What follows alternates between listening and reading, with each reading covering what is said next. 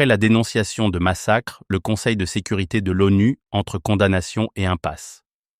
Les positions des différents intervenants à la loupe de Eugène Diomi Ndongala, qui demande une condamnation plus sévère.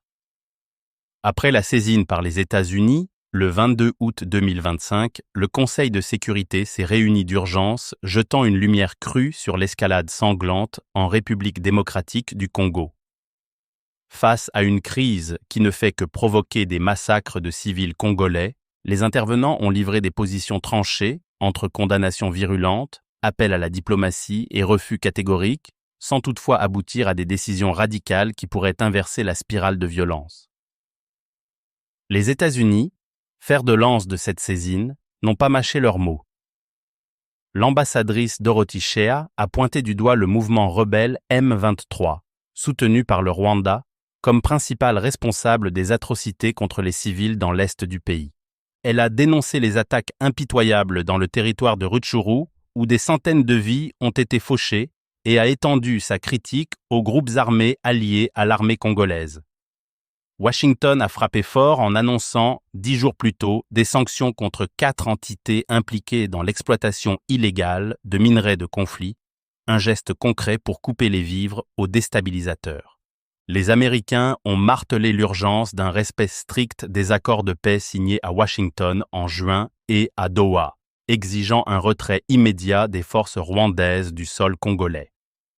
La RDC, au front de cette tourmente, représentée par son représentant permanent auprès des Nations Unies, Zenon Mukongo, a riposté avec une fermeté sans faille. Son représentant a accusé le Rwanda de torpiller les efforts de paix en soutenant ouvertement le M23, violant ainsi les engagements régionaux. Kinshasa a plaidé pour des sanctions ciblées du Conseil contre Kigali et les rebelles, soulignant les massacres récents. Au moins 319 civils tués en juillet par l'Alliance Fleuve Congo, épaulée par des troupes rwandaises. La délégation congolaise a salué les initiatives diplomatiques comme le plan de neutralisation des FDLR, Forces démocratiques de libération du Rwanda, discuté par l'Union africaine, mais a insisté sur l'échec persistant du cessez-le-feu, appelant à un renforcement de la MONUSCO pour protéger les populations vulnérables.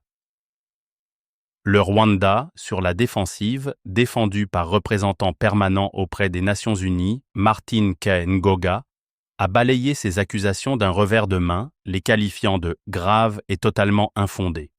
Son ambassadeur a retourné les flèches contre la RDC, l'accusant de violations répétées du cessez-le-feu par ses forces alliées, y compris les milices Wazalendo et les FDLR. Kigali a regretté le blocage par Kinshasa du plan de neutralisation des FDLR lors d'une réunion récente et a réclamé une approche équilibrée pour désarmer toutes les menaces transfrontalières.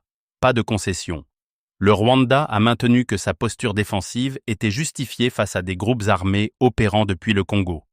La France, fidèle à son rôle de médiateur historique, a aligné sa position sur celle de la RDC, réaffirmant un soutien indéfectible à sa souveraineté territoriale. Paris a exigé le retrait des troupes rwandaises et la reprise du dialogue via les processus de Luanda et Nairobi, tout en félicitant le Qatar pour sa médiation à Doha entre Kinshasa et le M23. D'autres voix, comme celle de la Russie, ont mis l'accent sur les faiblesses de la MONUSCO, appelant à doter la mission onusienne de moyens plus robustes pour contrer les attaques contre les civils, y compris celles visant les casques bleus, potentiellement qualifiables de crimes de guerre. Le Pakistan a réitéré cette préoccupation, insistant sur une efficacité accrue pour briser le cycle de violence. Martha Ama Akia Pobi, sous-secrétaire générale de l'ONU pour l'Afrique, a dressé un tableau sombre. Malgré des avancées diplomatiques, le terrain reste un champ de mort, avec des déplacements massifs de civils et une crise humanitaire aiguë.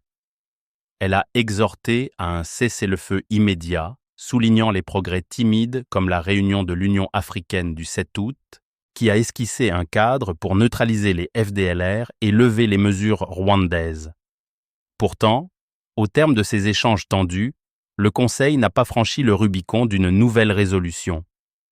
Aucune sanction supplémentaire n'a été adoptée, se contentant de réitérer les exigences de la résolution 2773-2025, cessation des hostilités et respect des accords existants.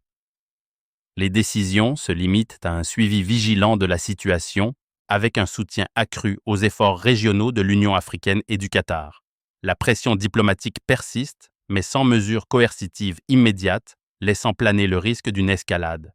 Il s'y est de rappeler que la RDC rejoindra le Conseil comme membre non permanent en 2026, renforçant sa voix dans ce bras de fer. Cette réunion expose les fractures profondes, accusations croisées entre Kinshasa et Kigali, appel à la responsabilité des puissances occidentales et un consensus fragile sur la diplomatie. Néanmoins, sans action décisive, l'Est de la RDC restera une poudrière où les civils paient le prix fort d'un statu quo mortifère.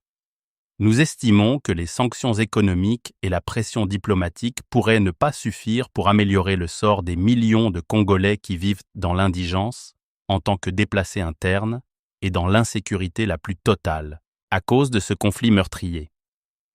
Il est temps que le Conseil de sécurité franchisse le Rubicon d'une nouvelle résolution sur la situation en RD Congo, avec des sanctions ciblées contre les responsables directs ou indirects des massacres de civils congolais.